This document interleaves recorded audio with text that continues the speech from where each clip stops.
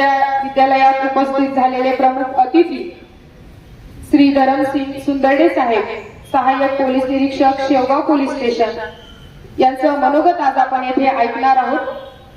ना कुठलं मंडळ आहे, ना कुठल्या मंडळाचा कार्यकर्ता आहे, जिथे लागला बंदोबस्त तिथेच सुख करता आणि तिथेच दुःख करता आहे।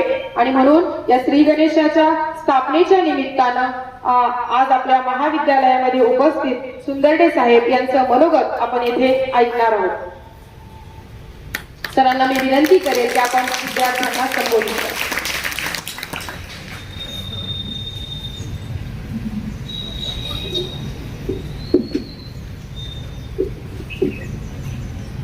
आपल्या महाराष्ट्राचे आराध्य दैवत छत्रपती शिवाजी महाराज यांच्या पवित्र स्मृतींना सर्वप्रथम अभिवादन करतो।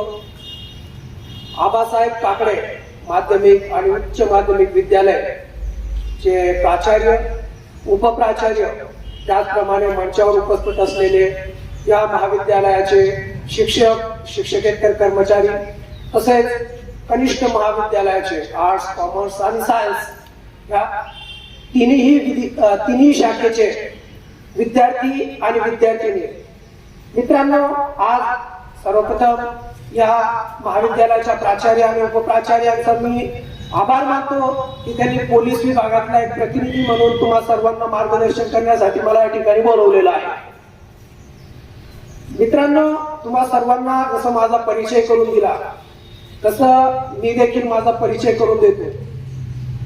मी देखील तुमच्यासारखाच एका सर्वसामान्य कुटुंबातून आलेलो आहे। माझं मूळ गाव छत्रपती संभाजीनगर या जिल्ह्यातील वैजापूर तालुक्यातील जमलवाडी हे छोटस गाव आहे। माझे आई वडील शेतकरी आहे। मी तुम्हा सर्वांना मार्गदर्शन करण्यापूर्वी माझ्या आयुष्यातला एक छोटासा प्रसंग सांगतो। आपल्या आयुष्यामध्ये सर्वात महत्वाचं काय असतं माहिती घ्या? प्रत्येकाच्या आयुष्यामध्ये असतं एक टर्निंग पॉइंट, जे टर्निंग पॉइंट आपलं पूर्ण आयुष्याची दिशा ठरवत असतं। आपण काय बनणार, आपण कोणत्या दिशेने जाणार, तो टर्निंग पॉइंट, ती संधी आपण प्रत्येकाने ओळखली पाहिजे। मी माझ्या आयुष्यातला एक छोटासा प्रसंग सांगून आपल्या या आजच्या विषयाची सुरुवात करतो। मित्रांनो, मी देखील तुमच्यासारखाच होतो। मला अजून आठवतं माझ्या शाळेचे दिवस।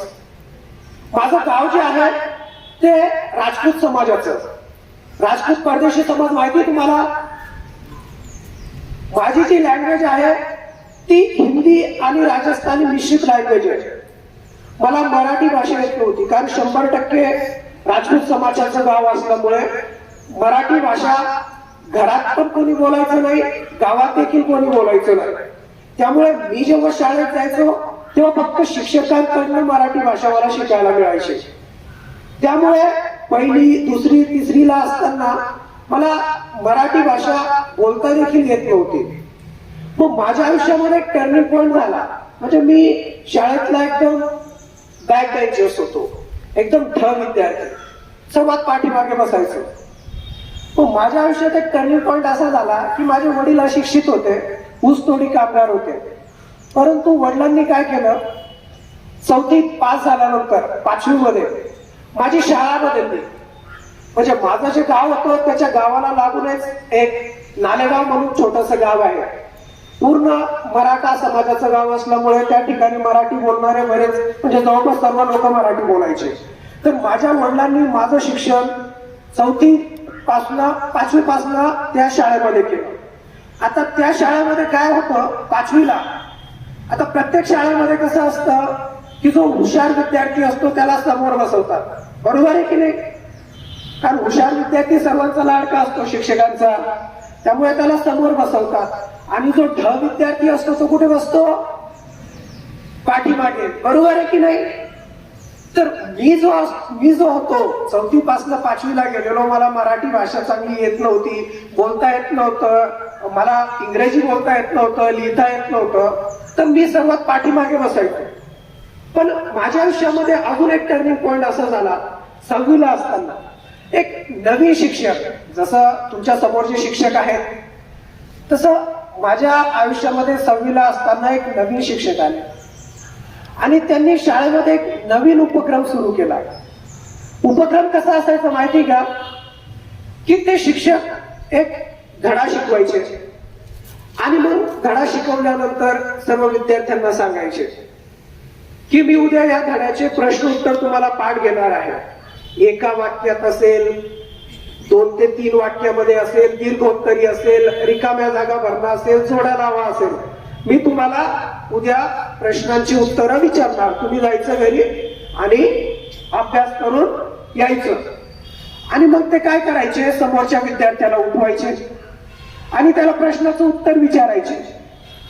आणि त्याला जर त्या प्रश्नाचं उत्तर आलं नाही तर त्याच्या पाठीमागच्या विद्यार्थ्याला विचारायचे आणि त्या विद्यार्थ्याने जर उत्तर दिलं तर मग त्या विद्यार्थ्याला सांगायचे की ज्याला उत्तर नाही आलं त्याला 2 कानामागे मारायचे.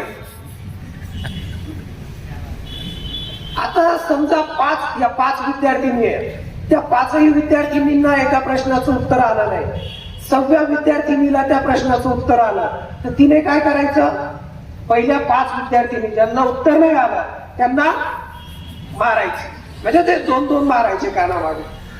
मग मी जो होतो, माझ्या आयुष्यातला हा खरा प्रसंग आहे जिथनं माझं पूर्ण आयुष्य चेंज झालं. मी विद्यार्थ्यांमध्ये सर्वात बॅक बेंचर्स होतो, सर्वात पाठीमागे बसायचो. त्यामुळे विद्यार्थ्यांमध्ये सगळ्यात पाठीमागे म्हणजे मुलींमध्ये, म्हणजे मला प्रश्नाचं उत्तर नाही आलं आणि 1 नंबरच्या मुलीला आलं तर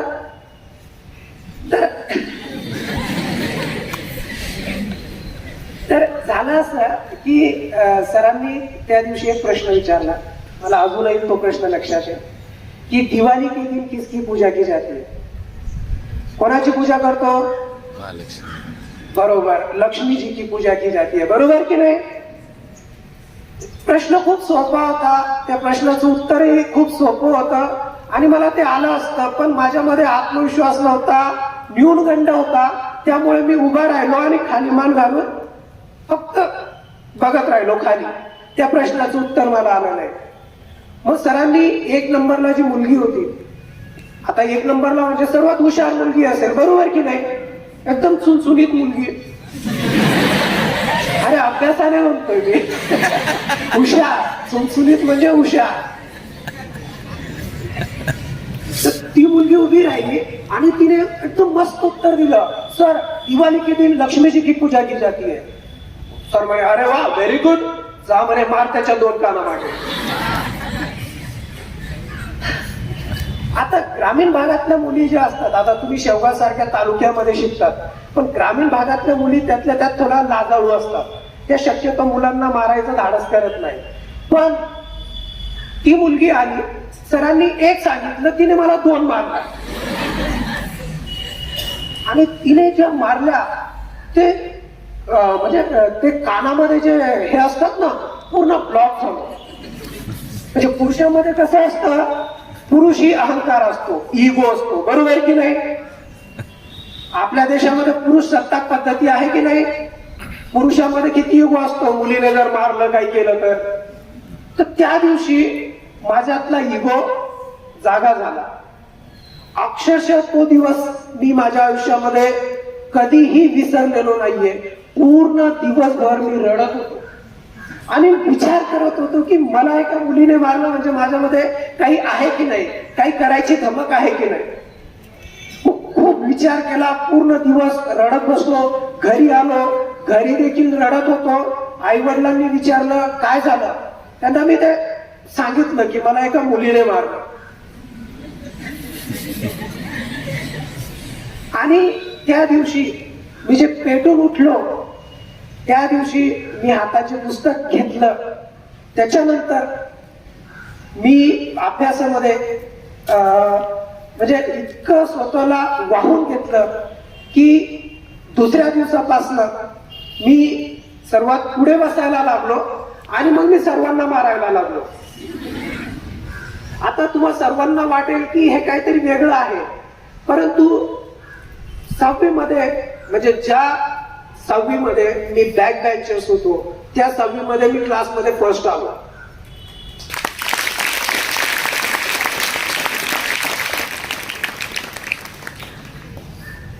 त्या दिवशी माझ्यातला पुरुषी गो अहंकार जागा झाला आणि मी अभ्यास सुरू केला आणि वयाच्या 21व्या वर्षी मी PSI झालो.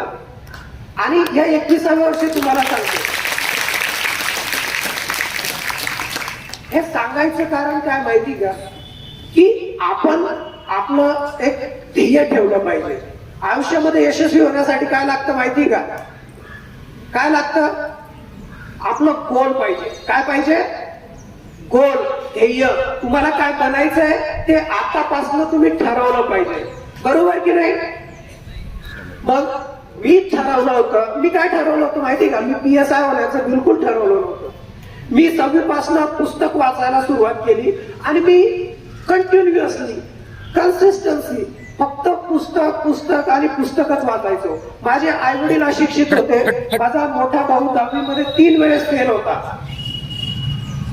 त्यामुळे आणि मला मार्गदर्शन करणारं कोणी नव्हतं. पण जर आपण पुस्तकांशी मैत्री केली तर आपल्याला कोणी मार्गदर्शनाची गरज नसते. हे पुस्तकच असं असतं जे तुम्हाला झिरोतनं हिरो बनवू शकतं. तर सर्वात महत्वाचं, आता आपण करिअरकडे वळू. तुम्ही सर्व 11वी 12वीचे विद्यार्थी आहात. मित्रांनो, तुम्ही सर्वांनी आयुष्यामध्ये सर्वात महत्वाची गोष्ट केली पाहिजे की तुमचं गोल ठरवलं पाहिजे. आणि गोल कसं पाहिजे माहिती का, स्मार्ट पाहिजे. स्मार्ट म्हणजे कसं, स्पेसिफिक पाहिजे. यस, स्मार्टचे स्पेलिंग काय आहे, SMART. स्मार्ट. गोल कसं पाहिजे, स्मार्ट. स्मार्ट म्हणजे स्पेसिफिक, म्हणजे विशिष्ट पाहिजे. त्यानंतर M म्हणजे मेजरेबल, म्हणजे मोजता आलं पाहिजे. A म्हणजे अचिवेबल, म्हणजे तुम्हाला ते तिथपर्यंत तुम्ही पोहोचले पाहिजे. R म्हणजे रिचेबल आणि T म्हणजे टाइम बाउंड. म्हणजे गोल कसं पाहिजे की तुम्ही आता 12वी मध्ये विद्यार्थी आहात, तर तुमचं गोल काय पाहिजे की मला 12वी मध्ये 85% किंवा 90% मार्क्स मिळतील. कधी मिळतील, म्हणजे गोल कसं पाहिजे की मला PSI व्हायचंय. एखाद्याने ठरवलं आता माझ्याकडे बघून की नाही मला PSI व्हायचंय, तर PSI होणं फक्त गोल नाहीये. मला आता मी 12वी मध्ये आहे, 3 वर्षांनी माझी डिग्री पूर्ण होणार आणि डिग्री पूर्ण होताच मला MPSC ची एक्झाम देता येणार आहे. त्यामुळे आता 2024 चालू आहे, तर 2027च्या एंडिंग पर्यंत मला महाराष्ट्राच्या राज्य लोकसेवा आयोगामधनं होणाऱ्या पोलीस उपनिरीक्षक पदाच्या परीक्षेमध्ये पहिल्या 50 मुलांमध्ये यायचे. हे आपलं काय पाहिजे, हे आपलं गोल पाहिजे. एकदा तुम्ही आयुष्यामध्ये गोल सेट करा. किती मुलांनी आपलं गोल सेट केलेलं आहे बघा, 2-3च हात वरती आले. चला, 50% मुलांनी आपलं गोल सेट केलंय. आणि बाकीचे 50 आहेत ना, ते कसे असतात माहिती का, समुद्रामध्ये एखादी नाव सोडून दिली तर समुद्र जिकडे घेऊन जाणार तिकडे ते जाणार, बरोबर की नाही. आपल्याला तसं करायचं आहे का. आता तुम्हाला शेवगाववरनं जर नगरला जायचंय तर पहिले तुमचं काय असतं, टार्गेट पाहिजे नगर, बरोबर की नाही. मग नगरला जाण्यासाठी मला मार्ग कोणते आहेत ते आपण बघणार. मला तिसगाव मार्गे जायचं की मला इकडे नेवासा मार्ग जायचं, शॉर्टकट घ्यायचा की लॉंग रूटने जायचं, हे तुम्ही ठरवता. त्यामुळे जर आयुष्यामध्ये तुम्हा सर्वांना यशस्वी बनायचं असेल तर सर्वात महत्वाचं तुम्ही तुमचं गोल ठरवलं पाहिजे की नाही, मला ही गोष्ट मिळवायची आहे आणि एवढ्या वेळेत मिळवायची आणि मी ती मिळवू शकतो, बरोबर की नाही. एकदा तुम्ही गोल ठरवल्यानंतर तुमच्या आयुष्यामध्ये महत्वाचं असतं हार्डवर्क. मी गोल ठरवलं. आता एखादी विद्यार्थिनी असेल जिला 10वी मध्ये 60% मार्क्स मिळाले आणि तिने गोल ठरवलं मला IAS व्हायचंय. IAS माहितीये तुम्हाला, IAS IPS UPSC च्या एक्झाम नाही होतात, बरोबर की नाही. आता तिने गोल ठरवलं की मला IAS व्हायचंय. आता IAS जी असते अखिल भारतीय सेवा असते, त्यामध्ये पूर्ण भारत देशातल्या मुलांसोबत आपली स्पर्धा असते आणि जे पहिले 100 ते 150 मुलं असतात ते फक्त IAS होतात. बाकीचे जे 100 असतात ते IPS होतात. त्याच्यानंतरचे असतात ते IFS, IRS, पोस्टल सेवा, रेल्वे सेवा वगैरे त्याच्यामध्ये जातात. तर मला जर IAS व्हायचंय, एका 10वी पास आणि 60% मार्क्स असलेल्या विद्यार्थ्यांनी ठरवलं IAS व्हायचं, तर त्यासाठी काय लागणार आहे तिला? त्यासाठी तिला काय करावं लागेल? हार्डवर्क करावं लागेल. काय करावं लागेल? हार्डवर्क. 10वीला 60%, तर तिने ठरवायचं मला 12वीला कमीत कमी 90% मार्क्स पाहिजे. किती पाहिजे? कमीत कमी 90% मार्क्स जर मला 12वीला मिळाले तरच मी UPSCच्या ज्या स्पर्धा परीक्षा आहेत त्याच्या विद्यार्थ्यांसोबत स्पर्धा करू शकते. त्यानंतर 12वीला 90% मार्क्स मिळाले, त्यानंतर डिग्री मध्ये, ग्रॅज्युएशन मध्ये मला 95% मार्क्स पाहिजे. किती पाहिजे? 95% मार्क्स पाहिजे. तेवढा अभ्यास, तेवढा मेहनत मी स्वतःवर घेतली पाहिजे. आणि त्यानंतर जी एक्झाम असते ग्रॅज्युएशन नंतर, UPSCची एक्झाम, ती UPSCची एक्झाम तुम्ही क्रॅक करू शकता. म्हणजे सर्वात महत्वाचं तुम्ही गोल ठरवा, त्यानंतर तुम्ही त्याच्यावर मेहनत करा. आणि तिसरं सर्वात महत्वाचं काय असतं माहिती का? आपण गोल ठरवतो, मेहनत करतो, पण अभाव असतो कशाचा माहिती का? कन्सिस्टन्सीचा. कशाचा?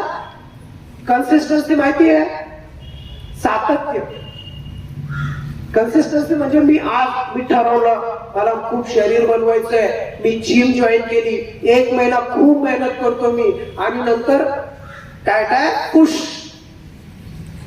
बरोबर आहे की नाही? तर आपली गाडी कशी पाहिजे माहिती का? पेट्रोलची गाडी पाहिजे.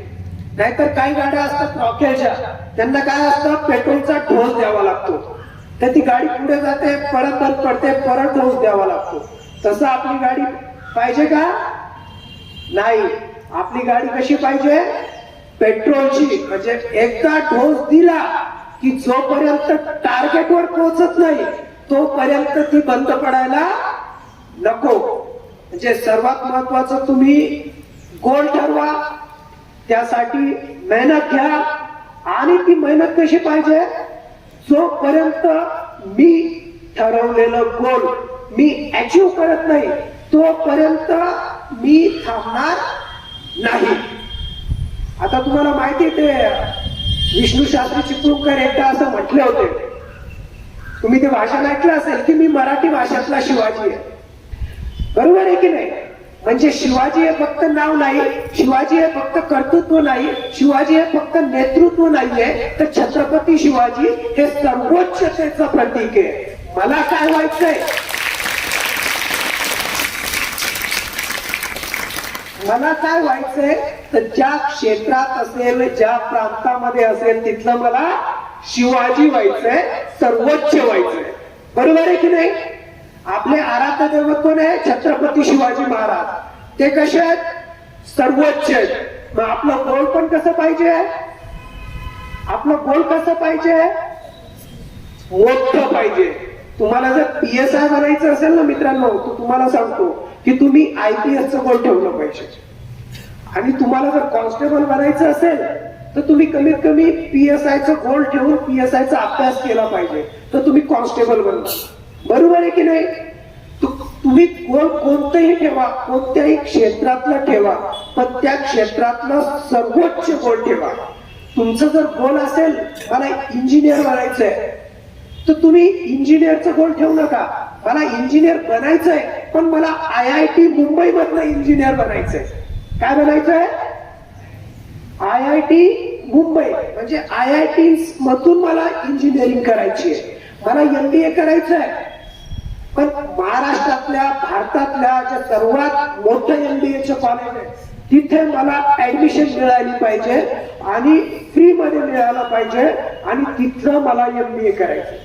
मला MBBS करायचंय पण जे सर्वात मोठे एम्स कॉलेज असतात तिथलं मला MBA करायचंय. तर तुमचं ध्येय कसं पाहिजे?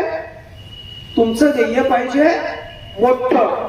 जेव्हा आपण एखादं मोठं सर्कल काढतो ना ब्लॅक बोर्ड वरती, तेव्हा जे छोटे छोटे सर्कल असतात ना ते भरल्या जातात. आता मी PSI असलो पण मी PSIचं एकही पुस्तक वाचलेलं नाहीये. मी PSI आहे, मी 21व्या वर्षी PSI झालो, पण मी PSIचं पुस्तक वाचलं नाही. तर मी 12वी पासून माझं ध्येय होतं UPSC. मला UPSC करायची. मी UPSC हिंदी आणि इंग्लिश मीडियम मध्ये असतात बुक्स, मराठीमध्ये त्यावेळेस 12-13 वर्षापूर्वी खूप कमी लिटरेचर होतं, त्यामुळे मी हिंदी आणि इंग्लिश मधनं पुस्तकं वाचायचो. त्यामुळे मी पहिलीच परीक्षा, माझा 1.5 तासाचा पेपर होता, 150 मार्काचा. तो पेपर मी जवळपास 40 मिनिटांमध्ये, म्हणजे ते MCQs असतात, 40 मिनिटांमध्ये ते 150 प्रश्न असे पूर्ण केले आणि 150 पैकी 125 मार्क्स मला मिळाले होते. हे कशामुळे शक्य झालं? कारण माझं ध्येय मोठं होतं आणि मोठ्या सर्कलचा मी अभ्यास करायचो. त्यामुळे ते छोटे छोटे सर्कल्स त्याच्यामध्ये भरले जात होते आणि त्याचा अभ्यास करायची आपल्याला गरज नसते. त्यामुळे तुम्ही तुमचं जे हे वय आहे ते काहीतरी करून दाखवायचं वय आहे. तुमचे आई वडील, म्हणजे मी तर असं म्हणतो, आता सर्व इथे आहेत, ज्या विद्यार्थ्याला, ज्या विद्यार्थिनीला त्यांच्या आई वडिलांच्या कष्टाची जाण असते ना, ते आयुष्यात कधीच फेल होत नाही, कधीच फेल होत नाही. हे लक्षात ठेवा. फक्त तुमचे आई वडील सकाळपासून संध्याकाळपर्यंत जी मेहनत करतात, पैसा कमवण्यासाठी जी मेहनत लागते ते बघा. तुम्ही शाळेतनं, घरातनं निघता, तुम्ही खरंच शाळेत जातात का? क्लास अटेंड करतात का? शिक्षकांनी दिलेलं होमवर्क तुम्ही पूर्ण करतात का? हे थोडं आत्मपरीक्षण करा. काय करा? आत्मपरीक्षण करा. प्रत्येक विद्यार्थी, विद्यार्थिनी घरातनं निघल्यावर कॉलेजमध्ये गेलं पाहिजे, प्रॉपरली क्लास अटेंड केला पाहिजे. ज्या वेळेस तुमचं मन झालं ना मित्रांसोबत क्लास बंक करायचं किंवा एखाद्या हॉटेलला जायचं, पार्टीला जायचं, त्यावेळेस फक्त थोडं थांबायचं, डोळे बंद करायचे आणि विचार करायचा की मला माझे आई वडील या ठिकाणी पाठवतात, तर मला ऐश करण्यासाठी पाठवत नाहीये. मला माझ्या आईबापाच्या पैशावरती ऐश करायची नाहीये. मी ऐश करेल, पण मी कधी करेल? माझ्या पैशावरती करेल. कधी करेल? माझ्या पैशावरती. मी माज करेल, गाडी घ्यायचा माज करेल, चांगल्यातला चांगला मोबाईल घ्यायचा, पण कोणाच्या पैशावरती? मी जेव्हा नोकरीला लागेल, माझी जेव्हा सॅलरी होईल, माझा पगार होईल, मी जेव्हा पैसा कमवेल, त्यावेळेस माझ्या ज्या इच्छा आहेत त्या इच्छा मी पूर्ण करेल. आई बापाच्या पैशावरती ऐश करू नका. हे सर्वात महत्वाचं तुम्ही लक्षात ठेवा. आता मी या ठिकाणी माझं नवीन पोस्टिंग झालेलं आहे. या कॅम्पस बाहेर शाळेच्या पिरियड मध्ये विनाकारण, विदाऊट युनिफॉर्म जर कोणी फिरत असेल, तो मुलगा असेल, मुलगी असेल, तर तुम्हाला ताब्यात घेतलं जाईल, तुम्हाला पोलीस स्टेशनला नेलं जाईल आणि तुमच्या आईबापांना त्या ठिकाणी बोलावून तुम्हाला कडक शिक्षा. तुमचे शिक्षक तर फक्त त्यांच्या शिक्षा काही नसतात, तुम्ही आमच्या शिक्षा बघितलेल्या असतात.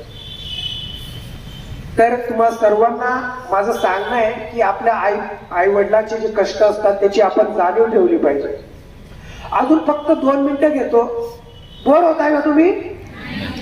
नक्की. अजून एक थोडं करिअर बद्दल आपल्याला बोलायचं आहे, तर अजून 2 मिनिटं घेतो. वेळ नाही जास्त होतो सर. एक पुस्तक आहे, खूप छान पुस्तक आहे, मिरॅकल मॉर्निंग नावाचं.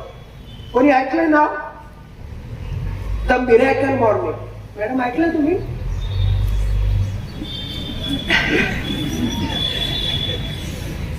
एक खूप छान पुस्तक आहे. मी असं तुम्हाला सर्वांना सजेस्ट करेल की तुम्हाला जर तुमचं ध्येय गाठायचं असेल, आयुष्यात काही बनायचं असेल, तर घरी गेल्यावरती द मिरॅकल मॉर्निंग नावाचं पुस्तक वाचा. आता गुगल वरती ते पुस्तक फ्री मध्ये अवेलेबल आहे, पण ते इंग्लिश मध्ये आहे. आता तुम्हाला इंग्लिश समजत असेल तर गुगल वरनं ते डाउनलोड करून वाचा. जर इंग्लिश समजत नसेल तर युट्यूबला त्याच्या पूर्ण पुस्तक PDF, म्हणजे त्या पुस्तकाची पूर्ण समरी आहे हिंदीमध्ये. मी मराठीमध्ये बघितली नाही, मराठीमध्ये पण असेल, हिंदीमध्ये त्या पुस्तकाची समरी वाचा. म्हणजे आपण सकाळी उठल्यानंतर आपण काय केलं पाहिजे, ज्यामुळे आपला पूर्ण दिवस चांगला जाईल आणि आपलं जे काम आहे, आपलं जे क्षेत्र आहे, म्हणजे आता तुम्ही विद्यार्थी आहे तर तुमचं क्षेत्र काय आहे? जास्तीत जास्त नॉलेज घ्यायचं, अभ्यास करायचं आणि करिअर बनवायचं, बरोबर आहे की नाही? आता मी पोलीस आहे, माझं क्षेत्र काय आहे? पोलीस स्टेशनला जर काही एखादा गुन्हा झाला तर आरोपीला लवकरात लवकर पकडायचं, लवकरात लवकर चांगलं इन्व्हेस्टिगेशन करायचं, त्याच्या विरुद्ध जास्तीत जास्त पुरावे गोळा करायचे, त्याच्या विरुद्ध कोर्टात चार्जशीट पाठवायचं आणि त्याला जास्तीत जास्त शिक्षा कशी होईल कोर्टामध्ये ते बघायचं. हे माझं काम आहे, बरोबर की नाही? तर आपण सकाळी उठल्यानंतर काय केलं पाहिजे? तर त्या पुस्तकामध्ये सेवर्स नावाचे ते प्रिन्सिपल सांगितलेले आहेत. त्यामध्ये सर्वात महत्वाचं काय माहिती का? सर्व लक्ष द्या, लक्ष देऊन ऐका, हे तुमच्यासाठी खूप महत्वाचं आहे. म्हणजे ज्या विद्यार्थ्यांचं अभ्यासामध्ये मन लागत नाही, चिडचिड होते, फोकस होत नाही, एकाग्रता होत नाही, त्यांनी लक्षात ठेवायचं सर्वात महत्वाचं झोपेतनं उठल्यावरती सायलेन्स. सर्वात महत्वाचं असतं सायलेन्स. उठल्याबरोबर डोळे बंद करायचे आणि कीप सायलेन्स. फक्त आपल्या श्वासावरती आपलं लक्ष पाहिजे. आणि तुम्ही जर एखाद्या देवाला मानत असाल तर त्या देवाच्या प्रार्थना करायची, म्हणजे प्रेयर्स म्हणतो ना, खूप पॉवर्स असते प्रेयर्स मध्ये. एकदम शांत बसून प्रेयर्स करायच्या, आजूबाजूचे आवाज ऐकायचे, पक्ष्यांचे आवाज ऐकायचे, फॅनचा आवाज असतो तो आवाज ऐकायचा, रातकिडे असतात त्यांचा आवाज ऐकायचा, एकदम शांत बसून. हे कमीत कमी 5 ते 10 मिनिटं करायचं. किती? 5 ते 10 मिनिटं. हे सायलेन्स झाल्यानंतर दुसरी महत्वाची गोष्ट असते, ती असते अफर्मेशन्स. काय असते? अफर्मेशन्स, स्वयंसूचना. माहिती तुम्हाला? पॉझिटिव्ह अफर्मेशन म्हणजे काय? की मी तुमचं नाव घ्यायचं की मी योगेश आहे, माझे आई वडील असे आहेत, मला आयुष्यामध्ये हे बनवायचंय, मी खूप लकी आहे की मला देवाने एवढं चांगलं शरीर दिलं, मी खूप लकी आहे की देवाने मला इतके चांगले आई वडील दिले, मला चांगले भाऊ दिले, मी खूप लकी आहे की मी एका चांगल्या या काकडे महाविद्यालयासारख्या शाळेमध्ये शिकतो, मी खूप लकी आहे की मला चांगले शिक्षक मिळालेले आहेत, मी खूप लकी आहे की मी आयुष्यामध्ये, म्हणजे खूप लोक असे आहेत या जगामध्ये की त्यांना चालता येत नाही, बोलता येत नाही, बघता येत नाही, पण देवाने मला खूप काही दिलंय, मी खूप लकी आहे. हे जे पॉझिटिव्ह अफर्मेशन्स असतात ते 5 ते 10 मिनिटं तुम्ही करायचे. तुम्हाला आयुष्यात काय बनायचं असेल की मला डॉक्टर बनायचंय तर त्याच्यात रिवाइज करायचं की मी खूप लकी आहे, मला देवाने खूप चांगलं दिलंय की मला डॉक्टर मी बनणार आहे.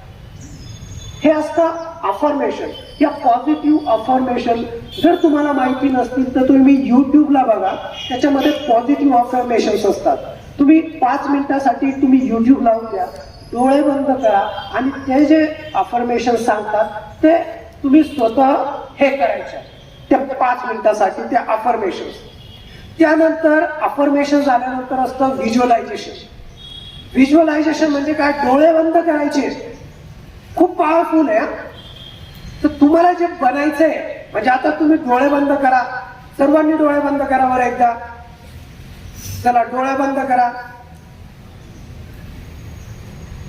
आता तुम्ही तुमच्या आयुष्यामध्ये जे ठरवलेलं गोल आहे ते गोल आठवा बरं. तुम्ही काय ठरवलंय? तुम्ही तुमचे आई वडील तुम्हाला लहानपणी सांगायचे तुला काय बनायचंय, मित्र सांगायचा, मैत्रीण सांगायची काय बनायचंय, तर तुमच्या मनामध्ये काय यायचं की मला हे बनायचंय.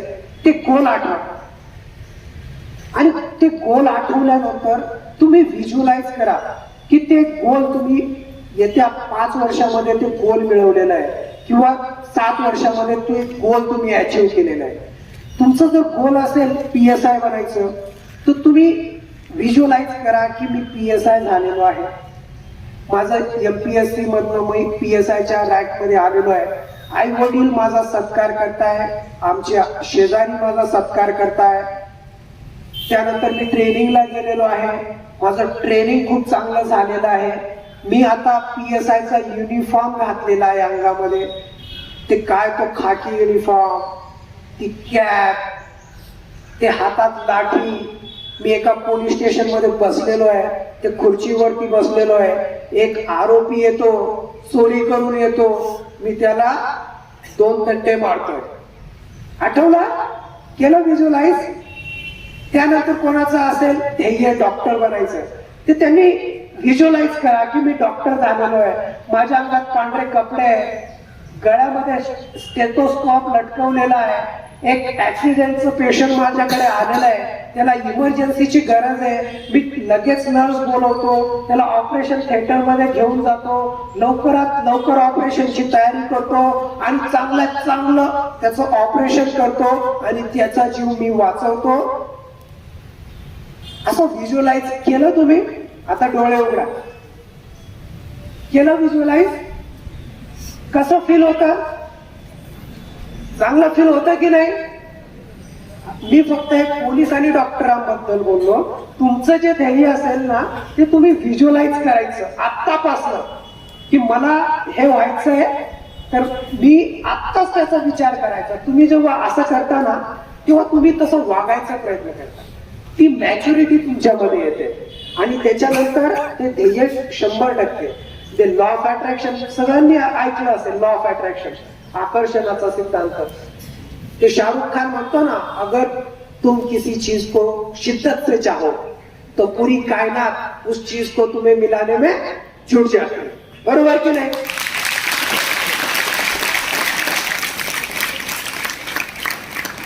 व्हिज्युअलाइज झाल्यानंतर पुढची गोष्ट असते एक्सरसाइज. Healthy body. तुमचं शरीर खूप महत्वाचं आहे. सर्वात जास्त महत्वाची काय माहिती का? तुमचं शरीर. तुमचं शरीर चांगलं असेल तर तुमचं अभ्यासात मन लागेल, नाहीतर अभ्यासात मन लागेल का?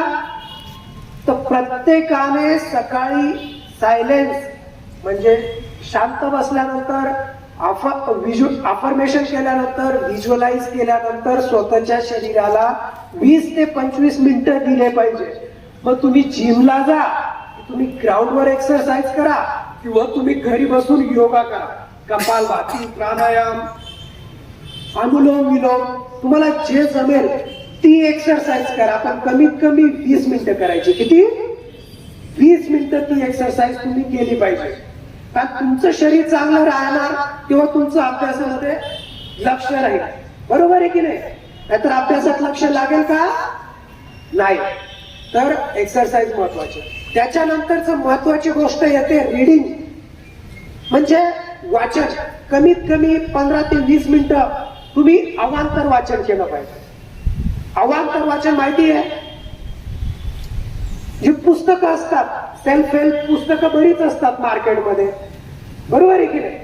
ती पुस्तकं ज्ञानेश्वरी, भगवद्गीता, त्याच्यानंतर पसायदान, आध्यात्मिक जर हे बघितलं तर, आणि जर तुम्हाला जर इकडची पुस्तकं वाचायची असेल, म्हणजे सेल्फ हेल्पची पुस्तकं वाचायची असेल, तर मी तुम्हाला सजेस्ट करेल कोणतं?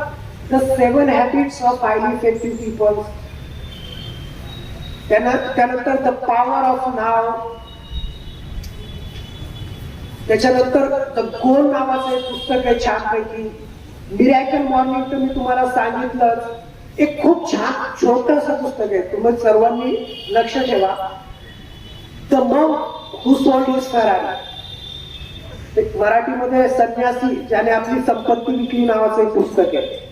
अजून एक पुस्तक आहे इट दॅट फ्रॉग. कोणतं? इट दॅट फ्रॉग म्हणजे बेडूक खायचा. पुस्तकाचं नाव काय माहिती का? बेडूक खायचा. कसं तुम्हाला हसू आलाय की नाही बेडूक खायचं म्हटल्यावरती? तर त्या पुस्तकामध्ये काय दिलं माहिती का? जे सर्वात अवघड काम असतं, म्हणजे बेडूक खाणं सर्वात अवघड काम आहे की नाही? ते बेडूक बघा किती विचित्र, किती विद्रूप दिसतं, बरोबर आहे की नाही? असं इमॅजिन करा की ते बेडूक हातात पकडलाय ना असं आपण तोंडात खातो. करू शकतो का आपण? किती अवघड आहे? अवघड आहे की नाही? तर जे अवघड काम असेल ना ते सर्वात पहिले करायचं. म्हणजे तुम्हाला आता तुम्ही 11वी सायन्सचे विद्यार्थी असाल, तुम्हाला जर मॅथ अवघड जात असेल ना, मॅथचं एखादं लेसन अवघड जात असेल लेसन, तर ते लेसन तुम्ही सगळ्यात पहिले करायचं. बाकीचं जे सोपं असतं ना ते सर्व करतात. जे अवघड असेल ना ते मला आलं पाहिजे.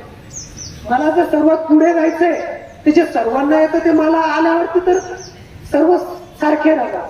मी पुढे कधी जाणार? जे कोणालाच येत नाही ते मला आल्यानंतर मी पुढे जाणार. जे अवघड काम असेल ते सर्वात पहिले करायचं. त्यामुळे एक्सरसाइज झाल्यानंतर तुम्ही रीडिंग केलं पाहिजे. आणि सर्वात महत्वाचं काय शेवटचं की तुम्ही पूर्ण तुमच्या दिवसाचा प्लॅन केला पाहिजे, नोट डाऊन केलं पाहिजे की मी आज मला 12 ते 14 तास मिळणार आहे. 2 तास मी सकाळी आईला मदत करणार स्वयंपाकामध्ये. त्यानंतर शाळेत मी 6 ते 7 जाणार. त्यानंतर शाळेतनं आल्यावरती मी एवढा वेळ अभ्यास करणार.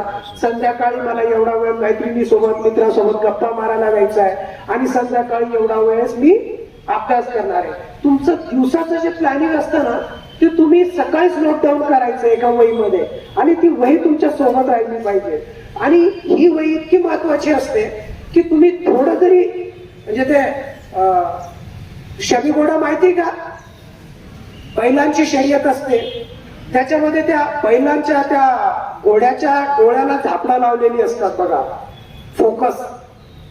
ते कशासाठी लावलेली असतात की फोकस राहिलं पाहिजे, मी इकडे तिकडे बघायला नको. नाहीतर मी ठरवलेलं असतं की मी शाळेत जाणार, मी 5 तास अभ्यास करणार आणि अचानक कोणतरी मित्र भेटतो, तो म्हणतो चल पिक्चरला जाऊ.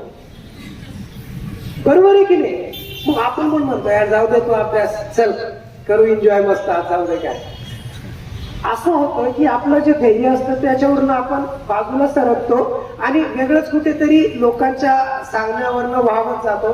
त्यामुळे आपलं फोकस आपल्या करिअरवरती पाहिजे. आणि त्याच्यासाठी असतं की तुम्ही सकाळी तुम्हाला जे करायचंय ते नोट डाऊन करा. ह्या खूप महत्वाच्या गोष्टी असतात, त्यामुळे मी तुमच्यासोबत शेअर केल्या. आता मुलींच्या बाबतीत सांगतो, आम्ही जे पोलीस स्टेशनला एक निर्भया पथक स्थापन केलेलं आहे. मुलींनो तुम्ही बिलकुल घाबरायची गरज नाही. तुम्हाला सांगतो जो डर गया वो माय गया. बरोबर आहे की नाही? तुम्ही कोणालाच घाबरायची गरज नाहीये. तुम्हाला ज्या क्षणी वाटलं की मला पोलिसांच्या मदतीची अपेक्षा आहे त्या क्षणी तुम्ही 100 नंबरला कॉल करा किंवा 112 नंबरला कॉल करा. आमची पोलीस स्टेशनची गाडी 10 ते 15 मिनिटांमध्ये तुमच्यापर्यंत 100% अशा गावामध्ये पोहोचणार. त्यामुळे आणि अजून एक मुलींसाठी सर्वात महत्वाचं, तुम्हाला माहिती का सर्वात महत्वाचं काय होतं? एखाद्याची हिंमत का वाढते की आपण वेळेवर त्याला हे करत नाही, त्याला रिस्पॉन्स आपला जो असतो स्ट्रॉंग रिस्पॉन्स नाही म्हणायचा, तो वेळेवर आपण देत नाही. कोणी आपल्याला चिडवत असेल, आपला पाठलाग करत असेल, इशारे करत असेल तर ती गोष्ट तुम्ही शेअर करा. तुमच्या मैत्रिणीसोबत शेअर करा, तुमच्या शाळेतल्या शिक्षकांसोबत शेअर करा आणि सर्वात महत्वाचं तुमच्या आई वडिलांसोबत शेअर करा. आणि जर ते शेअर करणं तुम्हाला शक्य नसेल तर तुम्ही पोलीस स्टेशनला एखाद्या आमच्या लेडीज LPC सोबत ते शेअर करा. कारण तुम्ही जर शेअरिंग नाही केलं, शेअरिंग मेक्स केअरिंग, शेअर केलं पाहिजे. तुम्ही शेअर नाही केलं, ते सहन करत गेला, आज तुम्हाला कोणी चिडवलं, तुम्ही आज सहन केलं तर परत त्याची हिंमत वाढते, तो परत तुम्हाला चिडवतो आणि त्याची छोटीशी कृती पुढे मोठ्या एखाद्या गुन्ह्यामध्ये हे होतं आणि त्याच्यात आपण काय होतो, व्हिक्टिम होतो, आपण त्याला बळी पडतो. त्यामुळे एखादी चिंगारी असेल, ती आग व्हायच्या अगोदरच ती चिंगारी आपण विझवली पाहिजे, ती थिंगी विझवली पाहिजे. त्यामुळे कोणी तुम्हाला जर तुमच्या इच्छेविरुद्ध, तुमच्या संमतीशिवाय जर काही करत असेल तर ती गोष्ट तुमच्या शाळेमध्ये मॅडमने सांगितलं की एक तक्रार पेटी आहे. त्या तक्रार पेटीमध्ये तुम्ही तुमची तक्रार टाका, मॅडम त्या तक्रारीचं सोल्युशन करतील. त्यांच्याकडनं नाही झालं तर ते आमच्या पोलीस स्टेशनला येतील, आम्हाला सांगतील. आणि मुलांना तुम्हाला सांगतो, मुलींप्रमाणे मुलांना, तुम्ही 11वी 12वीचे विद्यार्थी आहे, तुमचं वय अजूनही 18 वर्षापेक्षा कमी आहे. बरोबर आहे? सर्वांचं 18 पेक्षा कमी आहे ना? तर 18 वर्षापेक्षा कमी वय असलेल्या मुलांसाठी, मुलींसाठी एक खूप महत्वाचा कायदा आहे, POCSO. The protection of children from sexual offences act 2012, बालकांचं लैंगिक अपराधांपासून संरक्षण करण्याचा कायदा. हा कायद्यामध्ये इतक्या कडक शिक्षा आहेत ना, एखाद्याला फाशीची शिक्षा आहे, फाशीपर्यंत शिक्षा त्या कायद्यात आहे. त्यामुळे आणि बिलकुल घाबरायचं नाही. तुमच्या सोबत तुम्हाला माहिती आहे, तुम्हाला गुड टच बॅड टच मॅडमने शिकवलं असेल ना त्याच्यामध्ये. तर जर ते शिकवलं नसेल तर एखादा क्लास सर्वात महत्वाचं आता मी जे तुम्हाला सांगितलं की तुम्ही बिलकुल लाजायचं नाही, घाबरायचं नाही आणि एखादा बोलला तर त्याच्या डोळ्यात डोळं घालून बोलायचं आणि स्पष्ट शब्दात त्याला त्याची लायकी दाखवायची. काय दाखवायची? समजलं? आणि मुलांना तुम्हाला सांगतो, हे जे तुमचं वय, हे करिअर घडवण्याचं वय. या वयामध्ये फक्त अभ्यास अभ्यास आणि अभ्यास. आणि ज्या वेळेस वाटलं की मी दुसरी काहीतरी गोष्ट करतोय, मी मगाशी सांगितल्याप्रमाणे डोळे बंद करायचे, आपल्या आई वडिलांचे कष्ट आठवायचे की माझे आई वडील मला कशासाठी पाठवताय, ज्या कामासाठी पाठवतोय मी ते करतो का, की मी वेगळा काहीतरी करतोय. आणि कृपा करून कोणीही चुकीच्या गोष्टी करू नका, चुकीच्या मित्रांच्या संगतीला बळी पडू नका. काहीही तुमच्या हातून गुन्हा होणार नाही याकडे लक्ष द्या. कारण तुमच्या हातून काही गुन्हा झाला या पोक्सो अंतर्गतमध्ये तर 100% तुमचं पुढचं जे करिअर आहे ते पूर्ण स्पॉइल होऊन जाणार आणि पूर्ण करिअरचा वाट लागेल. तर ठीक आहे, मी बराच वेळ घेतला, तुम्ही सर्वांनी मला शांततेत ऐकून घेतलं. शाळेचे परत एकदा प्राचार्य, उपप्राचार्य, शिक्षक वर्ग त्या सर्वांचे आभार मानतो आणि माझे 2 शब्द संपवतो. जय हिंद, जय महाराष्ट्र.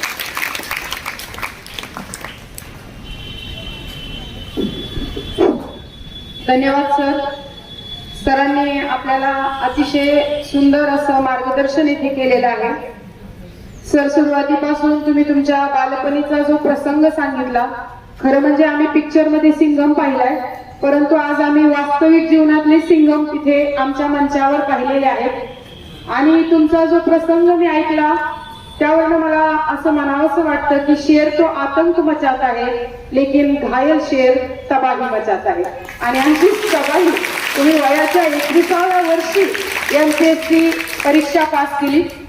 त्याही पुढे जाऊन असं म्हणावंसं वाटतं की प्रत्येक यशस्वी पुरुषाच्या मागे एक स्त्री असते, तसं तुम्ही ते करून दाखवलं. विनोदाचा भाग सोडला तर सर, आज असं म्हटलं जातं की ज्यांच्या अंगावर खाकी आहे आणि हातामध्ये काठी आहे तो सर्वसामान्यांचा पांडुरंग आहे. फक्त हा पांडुरंग विटेवर नाही तर वाटेवर उभा आहे. आणि आज आमच्या महाविद्यालयातील सर्व विद्यार्थी करिअरच्या वाटेवरती उभे असताना या पांडुरंगाचं मार्गदर्शन आज आमच्या विद्यार्थ्यांना येथे लाभलेलं आहे. हे मार्गदर्शन करताना आपण वेगवेगळी पुस्तकांची नावं आमच्या विद्यार्थ्यांना सांगितली, जी वाचून ती प्रेरणा घेतील. सातत्य, चिकाटी आणि कठोर परिश्रमाची शिकवण आज आपण आमच्या विद्यार्थ्यांना दिली. Silence, affirmation, visualisation, healthy body आणि सेल्फ रिडिंग आणि टाइम प्लॅनिंग याबद्दल आपण जे आमूलाग्र असं मार्गदर्शन केलं ते आमच्या विद्यार्थ्यांच्या भविष्यासाठी अतिशय उपयोगी आहे. सर, एकदा मी आपल्या सर्वांच्या वतीने आपले मनपूर्वक आभार मानते. विद्यार्थ्यांनी जोरदार टाळ्या वाजवून सरांचे आभार मानते. आज आम्ही आमच्या महाविद्यालयामध्ये श्री गणेश प्रतिष्ठापनेनिमित्त गुंफलेलं हे पहिलं पुष्प, अतिशय लाख मोलाचं मार्गदर्शन श्री धरमसिंग सुंदरडे साहेब यांनी येथे केलं. त्याबद्दल सर आपले मनपूर्वक आभार मानते. आणि या कार्यक्रमासाठी उपस्थित आबासाहेब काकडे कनिष्ठ महाविद्यालयाच्या सन्माननीय उपप्राचार्य श्रीमती रूपा खेडकर मॅडम, पर्यवेक्षक श्री पोडवरे सर, श्री नजन सर, ज्येष्ठ शिक्षक Shri Deshmukh sir, Budhwant madam, Shri Tamnar sir, Shrimati Pawar madam, Ukirde madam, या सर्वांचे या मंचावर त्यांनी उपस्थिती दर्शवली आणि या कार्यक्रमाची शोभा वाढवली, त्याबद्दल मनपूर्वक आभार मानते. या महाविद्यालयाचे सर्व प्राध्यापक वृंद आणि माझे भविष्यामधले यशस्वी विद्यार्थी मित्रमैत्रिणींनो, ज्यांच्यामुळे या कार्यक्रमाला शोभा आली. आपणा सर्वांचे मनपूर्वक आभार मानते आणि हा कार्यक्रम येथे संपला.